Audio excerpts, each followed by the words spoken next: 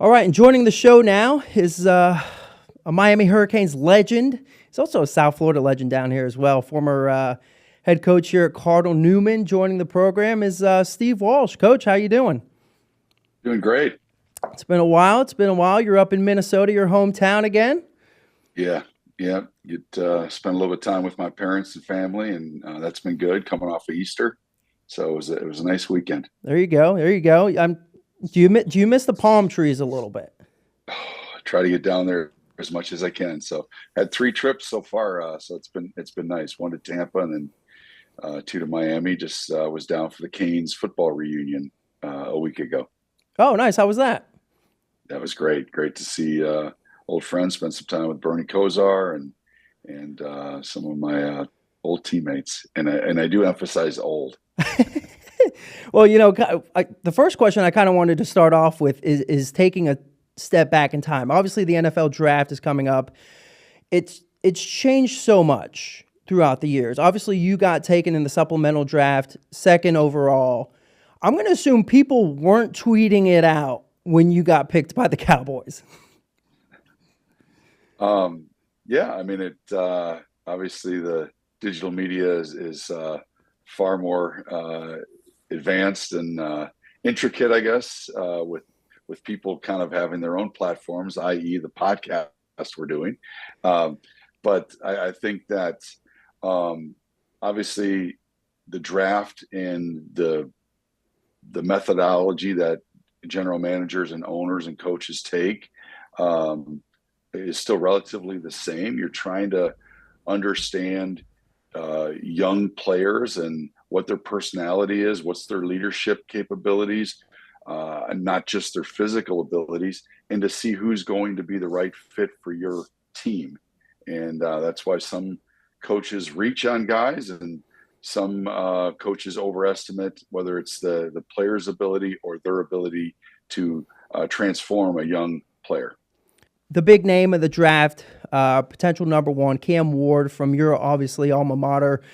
Heck of a year, threw for 39 touchdowns a season. I believe he actually broke your record for most touchdowns in a season this year. Obviously a Heisman finalist. From your eyes, from a quarterback's perspective, because you really are a quarterback guru, what makes him so special? Well, what I noticed about him, and I didn't watch every single game, every snap, but what I watched about and saw about him was his composure and poise in the pocket. It seemed like it was so nonchalant. And to me, to an untrained eye, you feel like you want to see a little bit more urgency there. But I feel like he was very comfortable with what he was trying to do.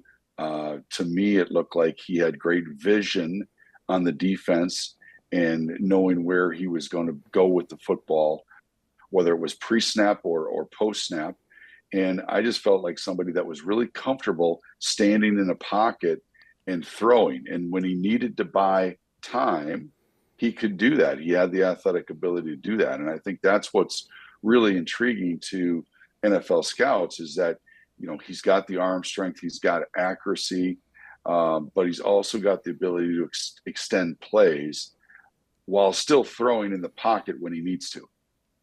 Yeah, I know it's a lot of cliche for football fans, but for people that aren't necessarily familiar with it, how important is it for a quarterback to be able to have that mobility to escape the pocket, to create plays, off-scheduled plays when things aren't there?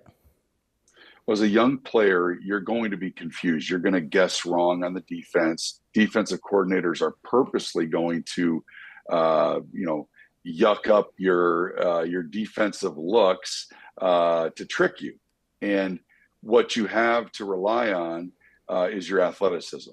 So as a younger player, when you guess wrong, now you have to try to overcome that decision and salvage the play, whether it's get the ball back to the line of scrimmage by throwing it away or scrambling, or using your legs to buy time or scramble downfield for positive yards. And I think that's what is so critical early on in a young quarterback's career, is having that athleticism to basically get you out of a mistake or a bad play. And I think Cam has that. And I think that's what differentiates himself from a couple of the other prospects, mainly, Shedeur Sanders being one of them. Yeah, we'll get to Shedeur in a second. Just kind of like reading the draft profiles and things. A couple scouts did have a little bit of a question about like the timeliness of his decision making. Obviously, we all know that the NFL game is a quicker game than the college game. So, as a young quarterback, what does it take to kind of speed up that mentality of making quicker decisions? Because, it's kind of a game of milliseconds. Like, oh, if I let this ball go just a second too late, it could be a pick six instead of a touchdown. Well, I think people that have accuracy and arm strength, that's great. But, the key ingredient that makes everything come together is anticipation. And anticipation, understanding, when to throw, as I tell young quarterbacks, a 90-mile-an-hour fastball or a 75-mile-an-hour down the middle of the plate, type of thing. So you have to have that ability to change speeds on the football and anticipate where that window is going to be. And to me, Cam has showed that ability. Now, processing everything that you have to process, going to the line of scrimmage, audibles, kill plays, who your highlighted man-to-man beater is going to be that week. All those things that remains to be seen. And then that comes back to coaching to understand what can he handle and what can't he handle early on. You've seen, we all know that the pressures that come with being a franchise guy, being a top pick in the draft. Obviously, you got to see it up close and personal with yourself in the supplemental draft being taken second overall, but you also got to see Troy Aikman get taken first overall. What's it like for a young guy to not have to feel so much pressure where like, oh, I'm for sure the guy, and put not too much pressure on himself right away, but understand the situation that he's being put in? I believe it's a huge step in the progression of a quarterback by not being thrust into the position, whether it's, the Patrick Mahomes model, to have a mentor there to help them along and take that pressure off, because there's so many new things that you're learning. You're learning a room full of 60, not just college kids now. These are men. These are men that have wives and kids and families and things like that. And you're trying to just fit in as a 22-year-old millionaire. And, so you're trying to work through that. You're in a new city, you're in a new place, and all those things kind of impact, your ability to process everything in your life. So I think having somebody, a veteran quarterback that can show you, hey, this is how it's done, but also that veteran quarterback that burdens the weight of, are we going to be a playoff team? Are we going to win 10 games? Are we going to, get to the second round or whatever, the situation the team might be? Generally, when you go to a team that has a veteran quarterback, most of the time they're a little bit better team. So you can sit back, watch the talent develop around you, and just take everything in, knowing that your time's coming. And if you treat it appropriately and they have a plan for you, then it works out just like it did for Patrick Mahomes. Yeah. But I think we'll see a little bit now with Michael Pickens in Atlanta, whether he was able to learn from Kirk Cousins, and now is he ready to be the guy? Right. We bring it up all the time. Like it's kind of, you just talked about it. It's a dilemma. Like, do you start the young guy right away, which could be detrimental to his development, or he can learn on the fly? And I feel like a lot of people are still taking that mode of, like you mentioned, Patrick Mahomes, take a couple years behind a veteran quarterback, learn everything. So you're on the bandwagon of having a veteran there, let him learn the process of the NFL, getting into the flow, and then put him when you feel like he's ready. Yeah, I mean, I think, and I think I mispronounced his name, but Penix. In Atlantic. They made a decision. They felt like the team was close. Let's bring in a veteran guy, but let's draft for our future. And now fast forward 1 year, okay, let's see if this is the guy. And I believe Patrick Mahomes only was on the bench 1 year. I One don't year, think it yeah. was 2, but I could be wrong. But that's what I recall. And the challenge is when you go to when you're picked high in the draft, the team either is terrible in a lot of ways, or they just had a terrible year. It could have been injuries or whatever. So if you're fortunate to go behind a team that's going to either have a veteran quarterback there nearing the end of his career, or they bring somebody in to be that stopgap, I think that's a beneficial situation. You're going to get plenty of reps in camp because they're always going to keep an eye on you as you develop, and knowing that the veteran doesn't need to make every throw or take every snap in the OTAs and the quarterback or camps or the mini camps, and throughout training camp. So, and then the preseason game, that high draft choice is going to get a lot of those reps. So there's going to be opportunities to develop without being the starter day one. If you are the day one starter on a high draft choice, you're probably surrounded by a team that's not quite as good. And then that's going to be, Caleb Williams is experienced that. Jaden Daniels was just kind of that. I feel like the Jaden Daniels experiment was like the perfect situation, right? They got a brand new GM, a brand new head coach. I feel like the Jaden Daniels experiment was kind of like the one where it was like the perfect storm of everything coming well together. Yeah, and I think that's important. When you have a previous coach or a GM that's been there for a while, they're maybe on the hot seat, if you will. That player feels that heat because they know they're going to be there, but they're directly responsible to that man or woman keeping that job, and so there's a lot of internal pressure. You feel it, you know it. The reporters are letting you know it. But I think if you go in fresh, there is a 2-year, 3-year grace period for a head coach typically, and a GM, and especially if you draft a young quarterback that shows potential, then I think the owners and the fan base is a little bit more patient. If that's a statement that I actually just made. Fans being patient, I'm not so sure. I feel like that's a very rare thing. They see the vision. Yeah. I think you look at what the Lions did, and now the Lions went and got a somewhat proven guy. Mm-hmm. But I think the fan base saw a guy that was turning the corner in Dan Campbell and rejuvenating that franchise. We brought him up just a little bit ago. Obviously, another big quarterback name in the draft this year. Obviously, Shedeur Sanders from Colorado. He was a Davey O'Brien finalist for best quarterback in the nation as well. What are some of the things that you don't necessarily see in Cam Ward that you see in Shedeur heading into this draft? Well, I think the intangible or the X factor would be the fact of Deion Sanders being your dad and understanding what excellence and hard work is all about. People think back. I mean, people certainly my age remember prime time and all the things that Deion did, playing 2 sports and making it all about me, so to speak, Mm-hmm. which is Deion was way ahead of his time. Now that's what everything is in our society. It's come full circle. Yeah, but I think that's something that's so intriguing, with Shedeur.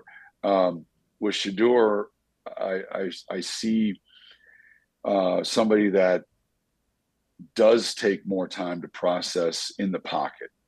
I think when you get players that struggle processing in the pocket, their go-to mode of operation is let's get out of the pocket, let's escape, even before there's pressure. And he took a lot of sacks. He held on the ball longer than really any of those power 5 quarterbacks. I don't know exactly what his time to throw was, but I know he that was one of the things that has been discussed is he holds the ball a long time, and that just doesn't work. When you get through the regular season and certainly in the playoffs, because as we saw in the Super Bowl, a defensive pass rush is going to neutralize even the greatest quarterbacks of all time. So you got to be able to make quick decisions. And I think that's the knock on Shedeur right now. But you have this X factor of, God, he's Deion's son, and he's played at a high level everywhere he's been, starting at, an FCS level and then going to a, Power 5 level. So I think that's something intriguing. And that, that's another situation where a GM that's watching every snap, does he see something in this young man that says, all right, we can work with that? Or, God, I just keep seeing him holding the ball, taking sacks, and and they want to pass on it. So it just takes one guy to like you, and if they like you, then you're going to be a high choice. If they don't, you're going to fall down the board, and that's what I think could happen with Shedeur, throughout this early stages of the first round. Yeah, obviously it's been rumored that the Giants are heavily interested in him, and we just talked about it. That I think if you want to bring a young guy, sit behind a couple veterans. Obviously, they brought Jameis in. They have Russ in there now.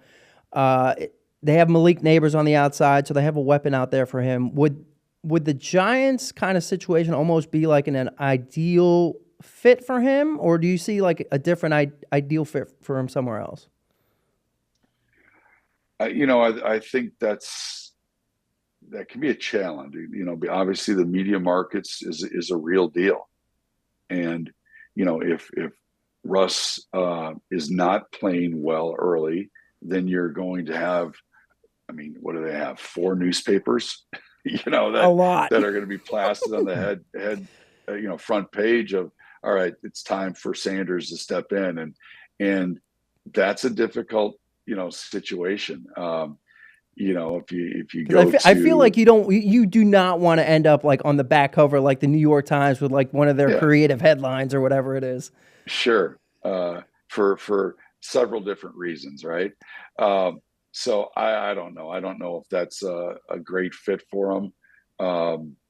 He does seem to, have composure beyond his years. Mm-hmm. And I think that's a direct correlation of being around his dad and watching and listening, and Deion having an impact on him. But I don't know if that's the right fit. That's a situation where you have a head coach that's on the hot seat, and I think that's a challenge. And there's some talented guys in this draft. There's not a lot of first round talented guys. Even, when you look down at the heights of these guys, and they're all in that kind of 6'2" range. That's not prototype. You're looking for guys that are, in that 6'4" range, whether it's, Hebert, Herbert in San Diego, the guys that are kind of that prototype guys that we've had drafts like that. So I wouldn't say this is an incredibly deep quarterback draft. There's some intriguing guys, Cam, obviously Ward being one of them, and Shedeur Sanders being the other. And then you got guys that are kind of lumped into, are they going to be 3rd round picks? Are they going to be 4th round picks? Is Jalen Milroe going to be a project that, hey, we want this guy to come in and run a QB run game with a little play action, to kind of change the pace a little bit. Jackson Dart is kind of intriguing. You look at him, it looks like John Elway. Yeah. I don't think he necessarily plays like John Elway, but certainly we love good doppelgangers. Yeah. So, and then Quinn Ewers from Texas is certainly somebody that's played at a high level and been in a good system. So, could he be the diamond in the rough this year? In that early, mid 3rd round type of choice. So, I don't know. I think that the key to any of these things is that a coach and a general manager really looks at the skill set of the players and said, okay, I can work with that. And don't ask them to do too much too soon, and be willing to compromise your system for what that player does well. And that's what you don't see enough of, you want to put a square peg through a round hole sometimes. And that's going to leave some collateral damage in your franchise. So, note from Steve Walsh, NFL GMs and coaches: let your players develop a little bit before force them into the situations. Yeah, and that's the problem with the league right now is that window, that grace period of 3 to 4 years with a new Very quick. regime isn't really the case. It's more like 2 to 3. Yeah, it's amazing, like how quickly time flies, right? Yeah, certainly. And lastly, I know you just kind of brought it up. There's different guys everywhere. You just mentioned the names Milroe, Dart, those guys. If there was one guy that's not Cam Ward or Shedeur Sanders, who do you think would be the sneaky surprise quarterback? Like, hey, you know what? Like, he wasn't mentioned in the first round talent, but he could actually be a pretty decent NFL quarterback. I think, Dylan Gabriel has played well, and Dylan's had some health challenges going from, I think it was UCF, then out to Oregon. But he's the type of kid that could flash because of his athletic ability. And, certainly he's somebody that has an opportunity to make some plays with his legs, and he's still got some arm talent. That's a guy I think that, it's interesting with the transfer portal now and the NIL money, what it is. You're asking kids, or kids are not, you're not asking, but your kids are in situations where they can jump from a couple different programs. And the good thing about that, if you're the NFL, is now you're expanding the breadth of knowledge of these young players. They're not just stuck in one system for 4 to 5 years. Now they might play in 3 systems their last 3 years of their college career. And so you're seeing guys who can learn systems and process and then go out and execute on the field. And that has benefits to when they step into an NFL locker room and meeting room and into an NFL offense. I think out of all the people that I've ever talked to about NIL and all that stuff, I feel like you're the first person to say something positive about it, because when you just brought up a great point. It's like, obviously the NFL, different offensive coordinators like to do different things, but yeah, when you go from program to program, you're learning different systems. And I guess I'm just mind blown because I'd never really thought of from that perspective. Yeah. I mean, it's certainly something that the league is experienced. I mean, you get one guy and you come in as an 18-year-old and you don't know what the hell's going on. and a coach is telling you, okay, this is what we do. This is this coverage. We call it this. And, if you didn't have a very good high school experience, you might think, that terminology is just universal. No, it's just the language for that particular university. And then you go and you're opened up to this whole different world of terminology that you find in the NFL system. So being around a couple different systems exposes you more and more to those different languages. Well, Coach Walsh, I appreciate the couple minutes. Obviously, it's been a while since we've done one of these, and it hasn't been on a football field, but I appreciate you taking a couple minutes, and enjoy Minnesota up there. We miss you down here. I'm gonna. The golf clubs are getting ready to go. Oh, hey, man, you can't ever miss it down here. Yeah. All right. Well, thank you, and enjoy the draft.